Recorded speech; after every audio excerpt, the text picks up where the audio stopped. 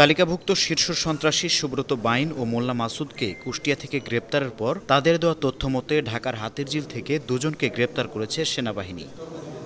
তারা সুব্রত বাইনের সহযোগী, নাম শুটার আরাফাত ও শরীফ। এই সন্ত্রাসীরা স্যাটেলাইট ফোন ব্যবহার করতেন।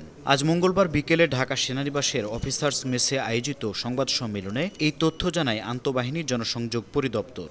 সংবাদ সম্মেলনে জানানো হয়, দেশের তালিকাভুক্ত শীর্ষ সন্ত্রাসী সুব্রত বাইন ওরফে ফতে আলী ও তার ঘনিষ্ঠ সহযোগী মোল্লা মাসুদ ওরফে আবু রাসেল মাসুদ সহ 4 জনকে গ্রেপ্তার করেছে সেনাবাহিনী। গ্রেপ্তার ব্যক্তিদের কাছ থেকে 5টি বিদেশি পিস্তল, 10টি ম্যাগাজিন, 53টি গুলি এবং একটি স্যাটেলাইট ফোন জব্দ করা হয়।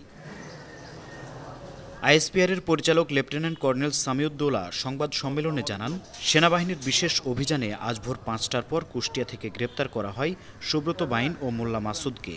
1990 সালে মগবাজারে রফিক নামে একজনকে হত্যা করে আন্ডারওয়ার্ল্ডে জড়িয়ে পড়েন সুব্রত বাইন। গড়ে তোলেন দেশের শীর্ষ সন্ত্রাসী 7 স্টার গ্রুপ। তার অন্যতম সহযোগী মোল্লা মাসুদ গুলি করাতে বেশ পারদর্শী। তারা দুজনই তালিকাভুক্ত শীর্ষ সন্ত্রাসী।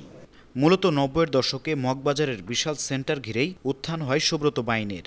তিনি এই বিপণী বিতানের কাছে চাংপাই নামে একটি রেস্টুরেন্টে কাজ করতেন। এই চক্রটি দেশের বিভিন্ন অঞ্চলে হত্যা, চাঁদাবাজি এবং নাশকতা চালিয়ে এসেছিল।